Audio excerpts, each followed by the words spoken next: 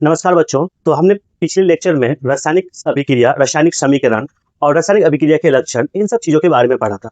आज के जो ये लेक्चर है इसमें हम उससे आगे की क्लास को कंटिन्यू करेंगे। आज हम पढ़ने वाले रासायनिक अभिक्रिया के प्रकार। तो चलिए हम लोग रासायनिक अभिक्रिया के प्रकार को शुरू करते हैं। तो बच्चों स्टार देके इसको हम लिख लेते हैं। रासायनिक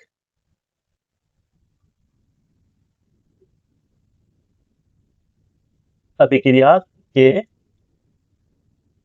प्रकार, सो इंग्लिश में बोल सकते हैं हम लोग टाइप्स ऑफ केमिकल रिएक्शंस। तो यानी अब जो हम लोग देखने वाले हैं वो रासायनिक अभिक्रिया के प्रकार, जिसमें सबसे पहला जो आपका है उसका नाम है संयोजन अभिक्रिया। संयोजन या इसी को हम लोग संश्लेषण भी कहते हैं।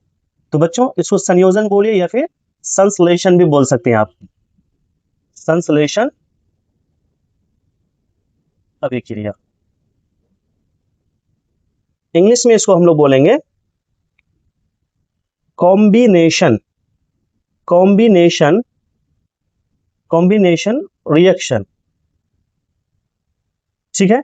और आपका जो दूसरा है उसका नाम है वियोजन, इसका उल्टा, यानी संयोजन का उल्टा क्या होता है? वियोजन होता है। वियोजन या इसी का बोल सकते हैं हम लोग अपघटन। वियोजन या अपघटन अभिक्रिया, इसको इंग्लिश में बोल सकते हैं डीकम्पोजिशन रिएक्शन। उसके बाद तीसरा जो है आपका उसका नाम है प्रतिस्थापन या इसी को हम लोग बोल सकते हैं विस्थापन। प्रतिस्थापन या विस्थापन अभिक्रिया, इसको इंग्लिश में बोलेंगे डिस्प्लेसमेंट रिएक्शन। चौथा आपका है द्विविस्थापन अभिक्रिया, इसको इंग्लिश में बोलेंगे डबल डिस्प्लेसमेंट रिएक्शन। उसके बाद पांचवा है आपका ऊष्माक्षेपी अभिक्रिया, इंग्लिश में इसको बोलते हैं एक्सोथर्मिक रिएक्शन। ठीक है। छठा इसका उल्टा ऊष्माशोषी अभिक्रिया, इसको इंग्लिश में हम लोग बोलते हैं एंडोथर्मिक रिएक्शन। और सातवां जो है आपका है उसका नाम है उत्कर्मणीय अभिक्रिया, इसको इंग्लिश में बोलते हैं रिवर्सिबल रिएक्शन। उसके बाद आठवां आपका अनुत्कर्मणीय अभिक्रिया, इसको इंग्लिश में बोलेंगे इररिवर्सिबल रिएक्शन। उसके बाद नौवां है आपका उदासीनीकरण अभिक्रिया, इसको इंग्लिश में न्यूट्रलाइजेशन रिएक्शन बोलते हैं।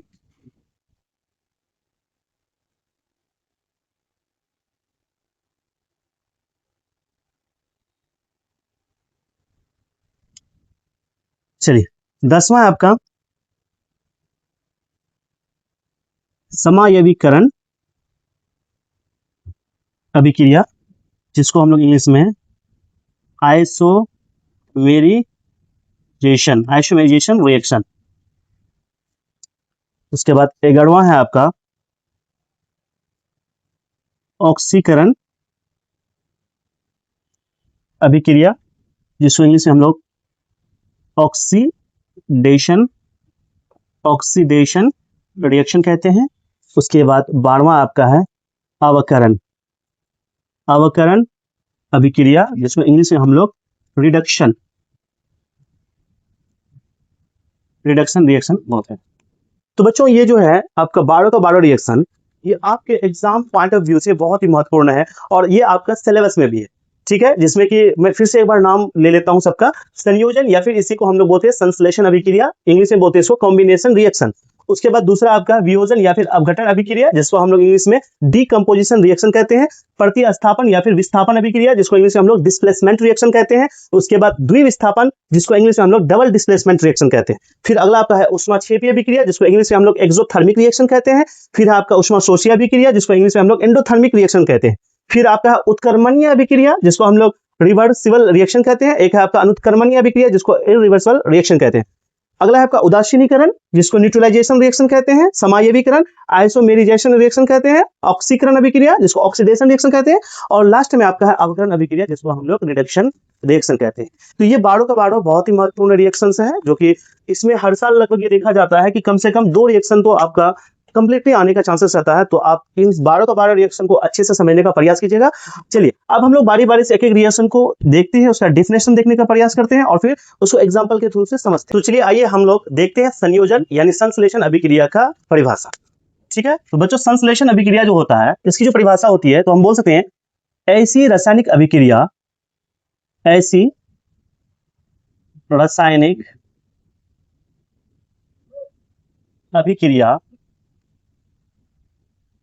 जिसमें दो या दो से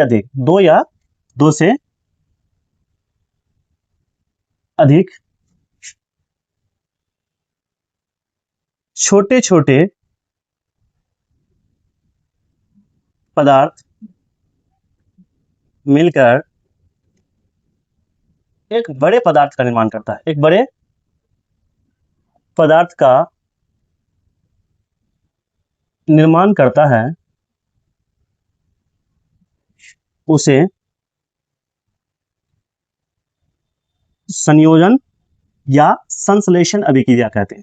चाहे संयोजन बोलिए या फिर संश्लेषण अभिक्रिया, उसे संयोजन या संश्लेषण अभिक्रिया कहते हैं। तो बच्चों जैसे यहाँ पे आप डिफिनेशन को एक बार फिर से मैं पढ़ के सुना देता हूं आपको। ऐसी रासायनिक अभिक्रिया जिसमें 2 या 2 से अधिक, यानी चाहे 2 हो या फिर 2 से अधिक छोटे छोटे पदार्थ मिलकर जब एक बड़ा पदार्थ का निर्माण करता है, तो ऐसे रिएक्शन को हम लोग संयोजन अभिक्रिया कहते हैं। ठीक है, चलिए आप इसका कुछ उदाहरण देकर हम समझने का प्रयास करते हैं। जैसे एक उदाहरण मैं आपको दे रहा हूं कि आपके पास अगर हाइड्रोजन गैस हो यानी H2 हो आपके पास, और फिर आपके पास ऑक्सीजन गैस भी हो यानी O2 हो, तो जब आप हाइड्रोजन गैस को और ऑक्सीजन गैस को मिलाइएगा तो आपका बनेगा वाटर। क्या बनेगा? वाटर यानी जल बनेगा। तो यहाँ पे आप एक चीज देख सकते हैं कि यहाँ पे क्या हुआ है, ये 2 छोटे छोटे पदार्थ है, मतलब हाइड्रोजन और ऑक्सीजन ये सिंगल मैटर है, ठीक है ना, लेकिन ये दोनों मिलकर क्या बनाता है, एक बड़ा पदार्थ का निर्माण करता है। कॉम्बिनेशन रिएक्शन या फिर संयोजन अभिक्रिया कहते हैं। ठीक है बच्चों, इसको कल हम आपको बैलेंस करने यानी संतुलित करने भी सिखाते हैं। तो चलिए ये अभी असंतुलित समीकरण है, इसको हम लोग संतुलित कर लेते हैं। ठीक है, अब यहाँ पे देखिए हाइड्रोजन कितना आपके पास 2 है, यहाँ हाइड्रोजन कितना 2 है, इसकी संख्या तो बराबर है दोनों साइड। इस साइड में देखिए ऑक्सीजन कितना आपके पास 2 है, लेकिन इस साइड ऑक्सीजन कितना 1 है, तो ऑक्सीजन की संख्या बराबर नहीं है। तो मुझे ऑक्सीजन की संख्या क्या करना, बराबर करना। अब आपको ये पता है कि हम तो यहाँ पे 2 दे नहीं सकते हैं, क्योंकि अगर 2 यहाँ पे देंगे तो फिर जो संतुलन होगा वो संतुलन नहीं हो पाएगा, ये गलत हो जाएगा। इसीलिए 2 को हम क्या करते हैं, परमाणुओं के आगे लगाते हैं। तो हम 2 यहाँ पे लगा दिए, लेकिन जैसे ही यहाँ पे 2 लगाते हैं तो ऑक्सीजन तो 2 हुआ, लेकिन हाइड्रोजन 2 दूना कितना हो गया, 4 हो गया। तो हाइड्रोजन की संख्या बढ़ गया, तो हाइड्रोजन की संख्या इधर भी बराबर करने के लिए हमको यहाँ पे 2 देना होगा। तो जब 2 इधर भी दे देंगे तो 2 कितना हो गया, 4 हो गया। तो फाइनली ये जो आपका समीकरण है ये संतुलित हो गया, यानी ये बैलेंस्ड हो गया। चलिए एक उदाहरण और लेते हैं। ठीक है, जैसे आपके पास Mg हो, मैग्नीशियम हो, उसके बाद आपके पास ऑक्सीजन हो, गैस हो। ठीक है, ऑक्सीजन क्या हो, गैस हो।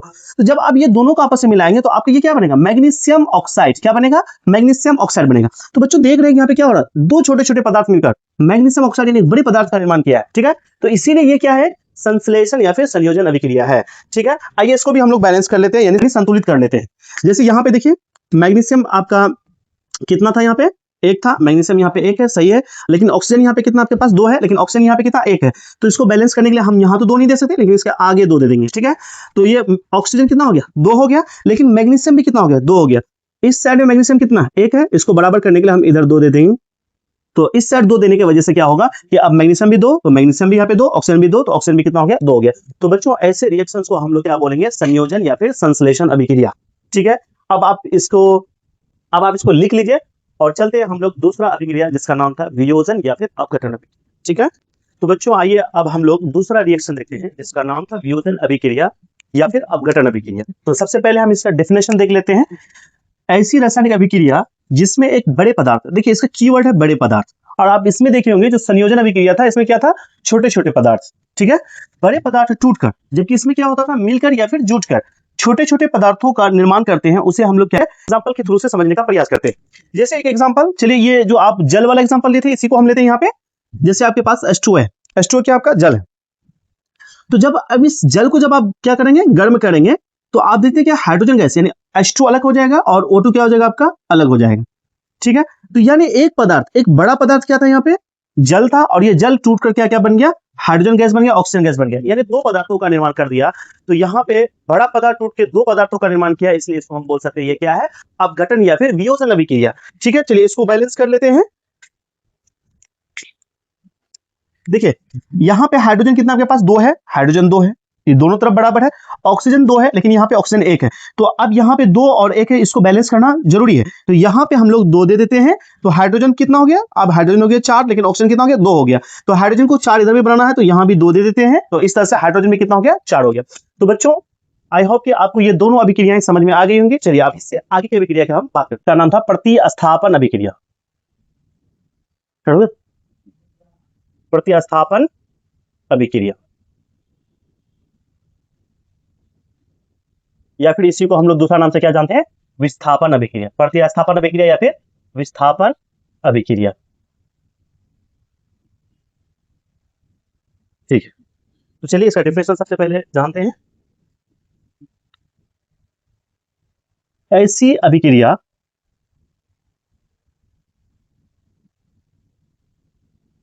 जिसमें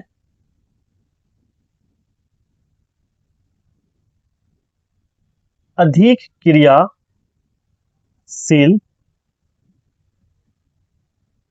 तत्व कम क्रियाशील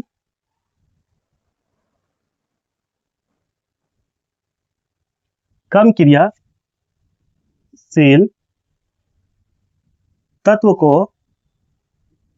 को हटाकर उसका स्थान ग्रहण कर नए पदार्थ का निर्माण करता है, उसे प्रतिस्थापन अभिक्रिया कहते हैं। तो बच्चों यहाँ पे अब हम लोग देख रहे हैं कि प्रतिस्थापन अभिक्रिया का परिभाषा क्या है। कहता है ऐसी रासायनिक अभिक्रिया जिसमें अधिक क्रियाशील तत्व यानी जो पावरफुल एलिमेंट्स होगा वो क्या करेगा, जो उसके कंपेयर में कम पावरफुल एलिमेंट्स होगा वो उसको हटा करके उसका स्थान ग्रहण करेगा और एक नए पदार्थ का निर्माण कर देगा। तो इसको हम लोग क्या बोलेंगे, प्रतिस्थापन अभिक्रिया, यानी एक दूसरे को क्या कर रहा है, प्रतिस्थापित कर रहा है। चलिए इसको उदाहरण के थ्रू से हम समझते हैं। जैसे आपको एक मैं उदाहरण दे रहा हूं, Zn प्लस H2SO4 यानी जिंक को हम रिएक्ट करवा रहे हैं किसके साथ में, तो सल्फ्यूरिक एसिड यानी H2SO4 के साथ। तो आगे आप देखेंगे कि ये क्या होगा, ZnSO4 एक साथ हो जाएगा, यानी Zn क्या करेगा, तो Zn यहाँ पे H2 को हटा करके इसका प्लेस को ले लेगा। तो जैसे कि आप यहाँ पे देख रहे हैं कि Zn क्या हो गया, H2 का प्लेस में आ गया। तो अब ये H2 जो है इसको क्या करेगा, ये बाहर हटा देगा, यानी ये गैस को बाहर निकाल देगा। तो इस टाइप के रिएक्शन आपने यहाँ पे देखा कि जो जिंक है, जिंक क्या है, हाइड्रोजन को हटा करके उसका जगह को ले रहा है। इसका मतलब जिंक क्या है, हाइड्रोजन से अधिक पावरफुल है, अधिक क्रियाशील है। तो जब कोई अधिक क्रियाशील तत्व कम क्रियाशील तत्व को हटाकर उसका प्लेस को ले लेता है और प्लेस को लेकर के एक नया पदार्थ का निर्माण कर देता है, तो उसी को हम लोग क्या बोलते हैं, प्रतिस्थापन या फिर विस्थापन अभिक्रिया, ठीक है। एक दूसरा उदाहरण लेते हैं, जैसे यहाँ पे लेते हैं कॉपर CuH2SO4। तो यहां पे आप देखते हैं हम कि ये जो कॉपर होता है ना, कॉपर हाइड्रोजन से ज्यादा पावरफुल होता है। तो कॉपर क्या करेगा, हाइड्रोजन को उसका स्थान से हटा देगा, तो कॉपर इसका स्थान को ग्रहण कर लेगा, तो बन जाएगा Cu यहां पे आ जाएगा, तो CuSO4 प्लस ये क्या करेगा, जो हाइड्रोजन गैस बच गया उसको क्या करेगा, ये बाहर निकाल देगा। और बच्चों आपको मैंने पिछले लेक्चर में ये बताया था कि जब कोई गैस पदार्थ बाहर निकलता है तो उसमें हम ऊपर की तरफ एरो का निशान देते हैं, यानी इससे ये पता चलता है कि गैस पदार्थ यहाँ पे क्या हो रहा है, बाहर हो रहा है। तो यहाँ पे फिर से आप एक बार हमने आपको दिखाया कि जो कॉपर है वो क्या किया है, हाइड्रोजन का स्थान को हटाया है और हाइड्रोजन को अपने स्थान से हटा करके कॉपर उसका स्थान ग्रहण किया। तो पहले ये था सल्फ्यूरिक एसिड यानी H2SO4 था, अब ये क्या बन गया, कॉपर। क्या कॉपर उसका जगह लेके CuSO4 बन गया, ठीक है ना, और हाइड्रोजन को अलग कर दिया। तो जब भी इस टाइप के रिएक्शन मिलेंगे आपको तो उसको हम लोग बोलते हैं प्रतिस्थापन या फिर विस्थापन अभिक्रिया, ठीक है।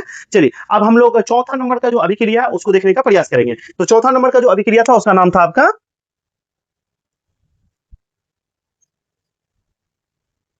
द्विविस्थापन, द्विविस्थापन अभिक्रिया। इंग्लिश में इसको क्या बोले थे बच्चों, डबल डिस्प्लेसमेंट रिएक्शन।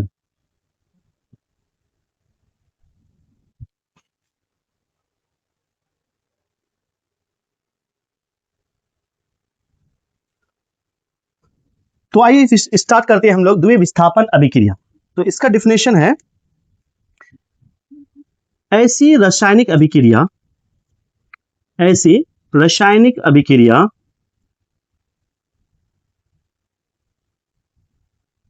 जिसमें दो पदार्थों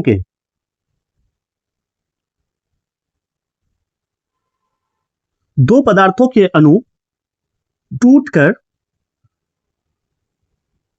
तथा पुनः आपस में जुटकर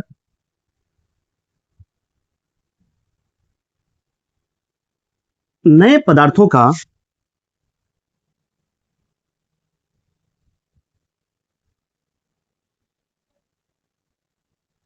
निर्माण करता है, उसे द्विविस्थापन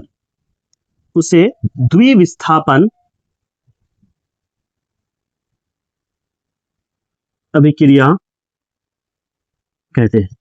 तो बच्चों ये जो द्विविस्थापन है इसकी जो परिभाषा है वो है कि ऐसी रासायनिक अभिक्रिया जिसमें दो पदार्थ, कितने पदार्थ, दो पदार्थों के अणु टूटकर पुनः आपस में जुटकर, यानी इस अभिक्रिया में क्या होता है कि जो दो पदार्थ होते हैं उसके जो अणु होते हैं वो पहले टूटते हैं, फिर एक दूसरे के साथ वो क्या होते हैं, व्यवस्थित होते हैं यानी जुटते हैं, और जब जुट करके वो नए पदार्थों का निर्माण कर देते हैं तो उसी को हम लोग क्या बोलते हैं, द्विविस्थापन अभिक्रिया। उदाहरण इसका लेते हैं, जैसे आपके पास एक है ZnCl, जिंक क्लोराइड आपके पास, उसके बाद H2SO4, ये है सल्फ्यूरिक एसिड, ठीक है। तो जब आप इन दोनों को रिएक्ट करवाते हैं तो ये क्या बन जाएगा, ZnCl से ZnSO4, यानी ये सबसे पहला चीज, ये दोनों तो टूटेगा, यानी Zn इसमें अलग होगा और Cl क्या होगा, अलग होगा। उसके बाद इसमें क्या होगा, H2 अलग होगा, SO4 क्या होगा, अलग होगा। अब क्या होगा, SO4 इसके साथ चले जाएगा और Cl क्या होगा, इसके साथ चले जाएगा। सो यहाँ पे ट्रू देना चाहिए, तो यानी ये इसके साथ चले जाएगा। तो अब ये जब इसके साथ जाएगा तो क्या बना देगा, ZnSO4 बना देगा।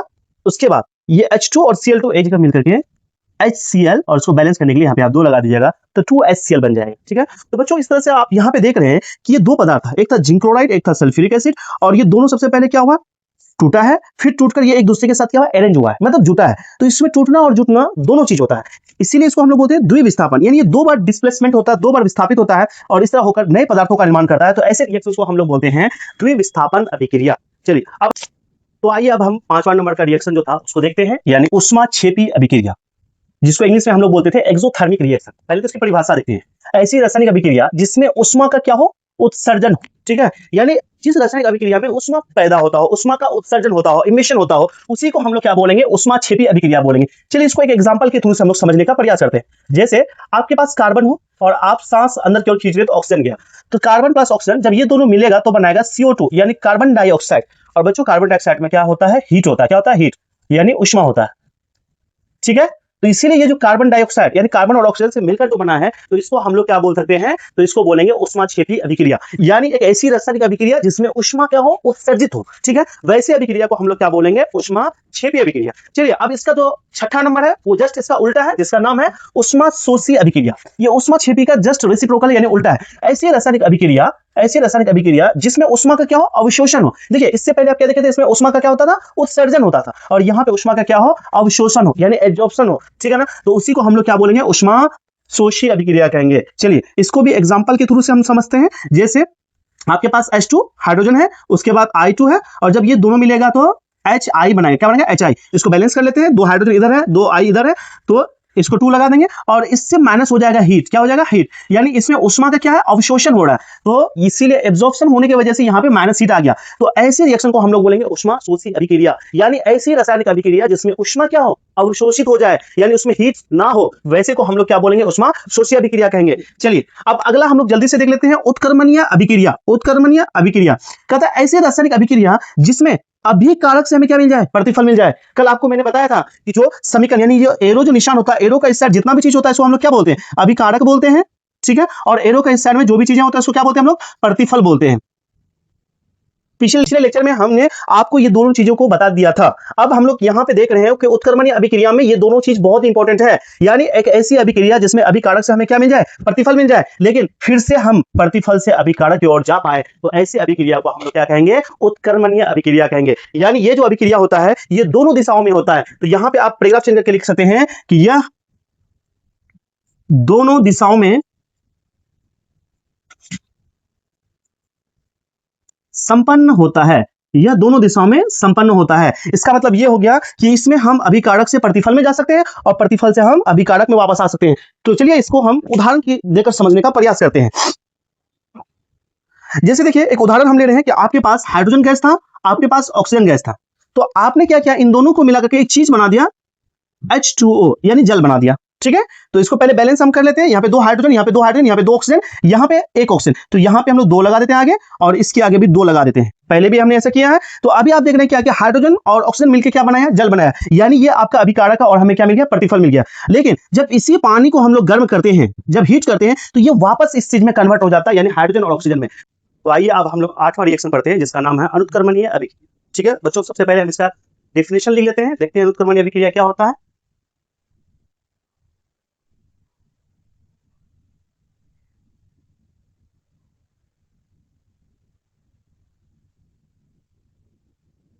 तो ये है आपका अनुत्क्रमणीय अभिक्रिया। इसका डेफिनेशन है ऐसी रासायनिक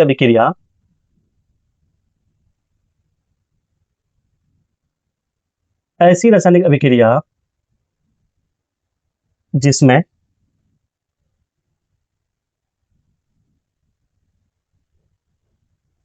अभिकारक से प्रतिफल प्राप्त हो, परंतु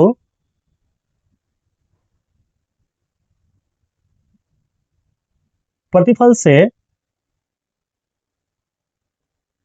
अभिकारक प्राप्त ना हो, उसे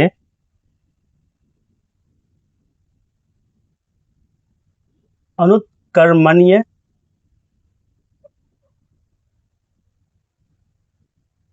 अभिक्रिया कहते हैं। तो बच्चों अनुत्क्रमणीय अभिक्रिया जो है इसमें क्या होता है कि जब हम रिएक्शन कराएंगे तो अभिकारक से हमें प्रतिफल तो मिलेगा, परंतु उल्टा ये पॉसिबल नहीं है, मतलब प्रतिफल से हमें अभिकारक नहीं मिल सकता। इसका मतलब क्या हुआ कि इसको हम पैराग्राफ चेंज ये भी बात लिख सकते हैं कि यह अभिक्रिया या यह केवल एक ही दिशा में संपन्न होता है। तो यह केवल क्या होता है? एक ही दिशा में संपन्न होता है। इसका मतलब ये हो गया कि इसमें हम अभिकारक से प्रतिफल प्राप्त कर सकते हैं, परंतु प्रतिफल से अभिकारक प्राप्त नहीं कर सकते। तो इससे केवल एक ही तरफ जाया जा सकता है, रिवर्स पॉसिबल नहीं है। तो इसीलिए इसको हम बोलते हैं कि यह केवल एक ही दिशा में क्या हो सकता है? कंप्लीट हो सकता है, संपन्न हो सकता है। चलिए इसको हम एक उदाहरण के थ्रू से समझने का प्रयास करते हैं। जैसे सबसे पहला चीज का एक सिंबल जान लीजिएगा, इसका सिंबल क्या होता है? तो इसका सिंबल में ये वाला तीर का निशान होता है, ठीक है। एक एग्जांपल लेते हैं, हम लोग देखते हैं। जैसे आप मैग्नीशियम को जब ऑक्सीजन की उपस्थिति में जलाइएगा, यानी मैग्नीशियम को क्या कीजिएगा? ऑक्सीजन की उपस्थिति में जलाइएगा, तो ये जलने के परेशान क्या, तो ये जलने के उपरांत क्या बनेगा? Magnesium oxide. क्या बनेगा? मैग्नीशियम ऑक्साइड बनेगा। अब ये देखिए इस मैग्नीशियम ऑक्साइड से फिर हम वापस मैग्नीशियम और ऑक्सीजन प्राप्त नहीं कर सकते हैं, तो इसीलिए ये क्या है? आपका एक अनुत्क्रमणीय अभिक्रिया है। आइए इसको हम बैलेंस कर लेते हैं। यहाँ पे देखिएगा ऑक्सीजन 2 था, यहाँ ऑक्सीजन 1 आया, तो यहाँ पे 2 लगा दीजिए तो ऑक्सीजन 2 हो जाएगा। लेकिन इससे क्या होगा कि मैग्नीशियम भी 2 हो गया, तो मैग्नीशियम को 2 करने के लिए हम यहाँ पे 2 लगा देते हैं। इस तरह से ये हमारा जो समीकरण है ये संतुलित हो गया, बैलेंस्ड हो गया। चलिए अब हम लोग 9वां अभिक्रिया जो था उसका नाम था उदासीनीकरण। उदासीनीकरण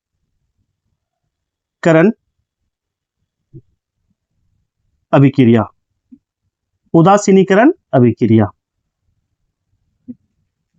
तो इसका डेफिनेशन पहले लिखते हैं। ऐसी रासायनिक अभिक्रिया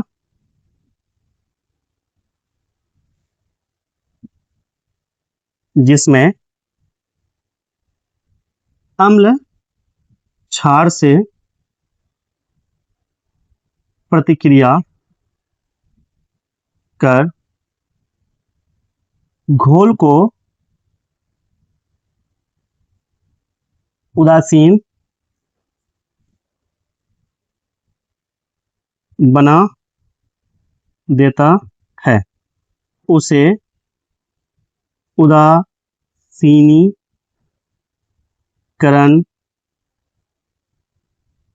अभिक्रिया कहते हैं।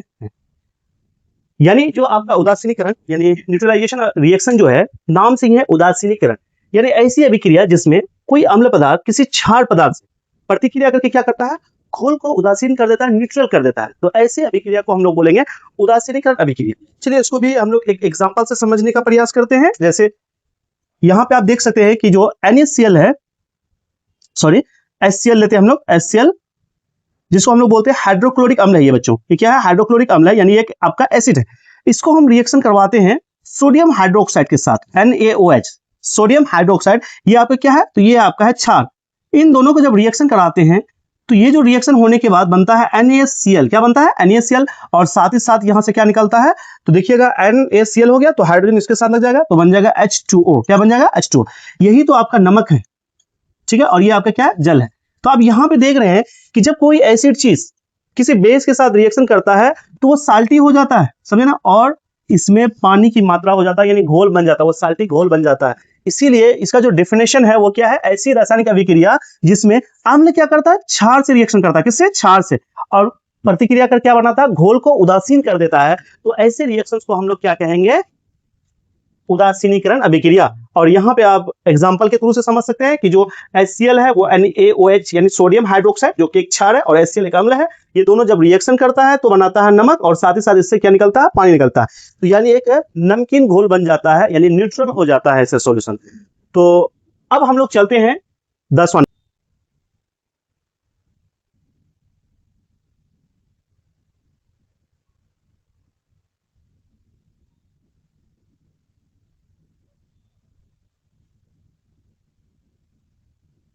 समायवीकरण अभिक्रिया। सबसे पहले इसका डेफिनेशन देखते हैं। ऐसी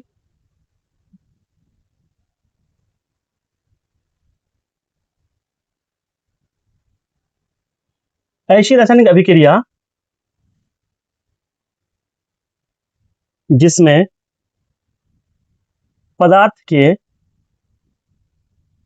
अणु परमाणु आपस में पुनः व्यवस्थित होकर नए पदार्थों का निर्माण करता है, उसे समायवीकरण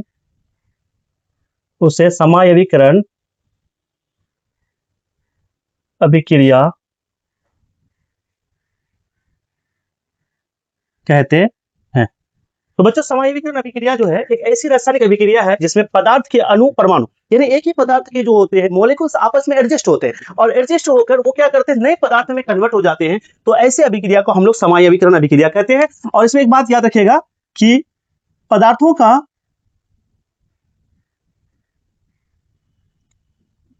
का अणुसूत्र समान होते हैं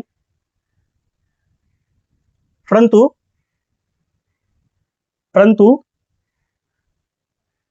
संरचना सूत्र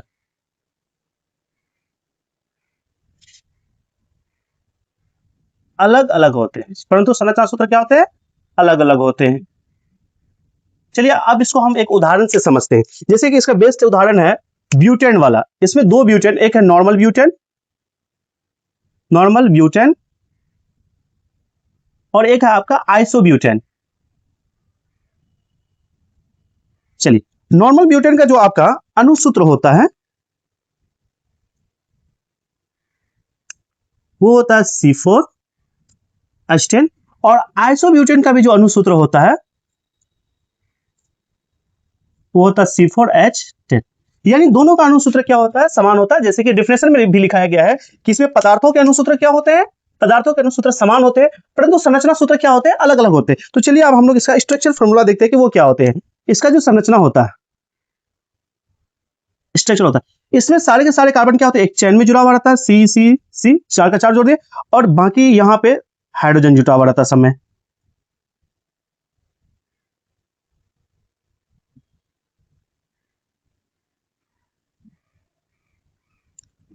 और इसका जो संरचना सूत्र होता है,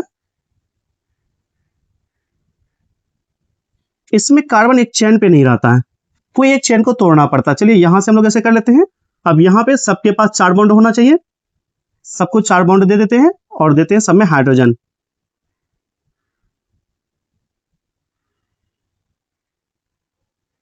तो बच्चों जैसे कि आप यहाँ पे देख रहे हैं कि नॉर्मल ब्यूटेन और आइसोब्यूटेन दोनों का क्या है, जो संरचना सूत्र जो है वो डिफरेंट है, अलग अलग, लेकिन दोनों का जो अणुसूत्र है वो एक ही है, C4H10। इसमें सारे कार्बन एक चेन पे है, इसमें कार्बन एक चेन पे नहीं है। और इस तरह से जब भी इस टाइप का अगर आपको रिएक्शंस मिल जाता है, इस टाइप का एग्जांपल्स मिल जाता है, तो उसको हम मानते हैं किसमें? समायवीकरण अभिक्रिया में। चलिए अब इससे आगे हम लोग देखते हैं, दो अभिक्रिया और बचा हुआ है जिसका नाम है ऑक्सीकरण। और बच्चों अब हम लोग ऑक्सीकरण यानी जिसको उपचयन, अवकरण यानी जिसको अपचयन अभिक्रिया कहते हैं, इन दोनों के बीच हम लोग डिफरेंस करके इसका कॉन्सेप्ट को समझने वाले हैं। जैसे इसमें देखिए ऑक्सीकरण जो अभिक्रिया होता है, इसमें ऑक्सीजन का क्या होता है बच्चों? ऑक्सीजन का होता है संयोग, यानी इस अभिक्रिया में ऑक्सीजन जुड़ता है। जैसे यहाँ पे आप देख सकते हैं कि जब मैग्नीशियम को हम ऑक्सीजन के साथ अभिक्रिया कराते हैं तो ये मैग्नीशियम ऑक्साइड बनता है। तो यहाँ पे क्या हुआ? मैग्नीशियम अकेले था लेकिन यहाँ पे हमें ऑक्सीजन मिल गया, तो इसका मतलब यहाँ पे क्या हुआ? ऑक्सीजन जुटा है। और जब ऑक्सीजन जुड़ता है तो इसको हम लोग क्या बोलते हैं? ऑक्सीकरण अभिक्रिया। तो यहाँ पे अभी ये बैलेंस नहीं है, इसको बैलेंस कर लेते हैं। ऑक्सीजन यहाँ पे 2 है, यहाँ पे ऑक्सीजन अकेले, यहाँ पे 2 लगा दीजिए ताकि 2 ऑक्सीजन हो जाए, और यहाँ भी आप 2 लगा दिए ताकि 2 मैग्नीशियम हो जाए, क्योंकि इस साइड में मैग्नीशियम 2 हो गया। अब इसका देखते हैं उल्टा इस साइड में, इसमें क्या होता है? ऑक्सीजन का वियोग होता है। बच्चों जो अवकरण अभिक्रिया होता है इसमें ऑक्सीजन का क्या होता है? वियोग होता है। जैसे यहाँ पे देख सकते थे ये कॉपर ऑक्साइड था और आगे जाके ये कॉपर क्या हो गया? अकेले हो गया। तो इसका मतलब यहाँ पे कॉपर क्या किया है? ऑक्सीजन को वियोग किया, मतलब हटाया है। और जब कोई पदार्थ ऑक्सीजन को हटा दे तो उसको हम बोलेंगे वहां पे क्या हुआ है? अवकरण अभिक्रिया हुआ है। ठीक है, तो चलिए आगे हम देखते हैं कि इसमें क्या होता है? हाइड्रोजन का वियोग होता है। बच्चों ऑक्सीकरण में क्या होता है? हाइड्रोजन का वियोग होता है, मतलब हाइड्रोजन को हटाया जाता है। जैसे यहाँ पे देख सकते हैं H2S, ठीक है, लेकिन अगले स्टेप में यहाँ पे क्या हो गया है?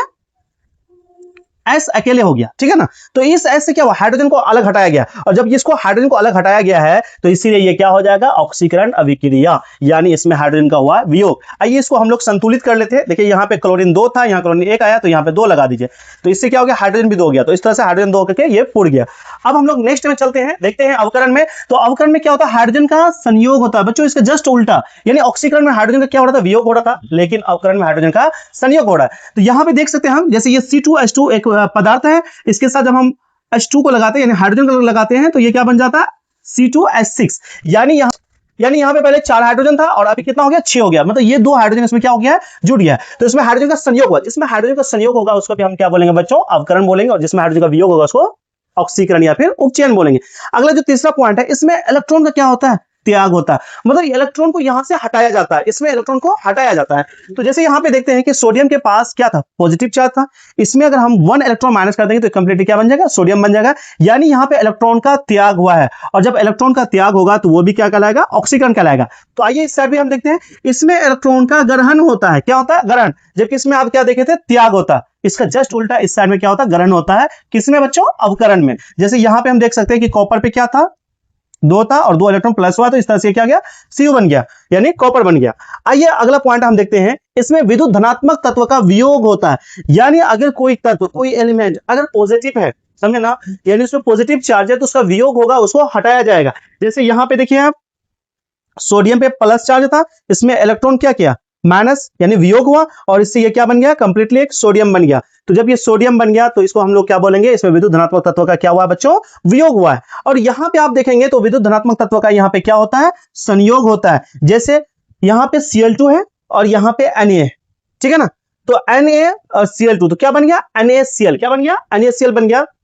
कितना क्लोरीन था, 2 क्लोरीन था, यहाँ पे क्लोरीन 1 आया तो आप यहाँ पे 2 लगा दीजिए, लेकिन इससे सोडियम 2 हो जाएगा तो यहाँ भी आप 2 लगा दीजिए। इस तरह से समीकरण क्या हो जाएगा, संतुलित हो जाएगा। तो बच्चों इसमें क्या होता है, विद्युत धनात्मक तत्व का संयोग होता है और इसमें विद्युत धनात्मक तत्व का क्या होता है, वियोग होता है।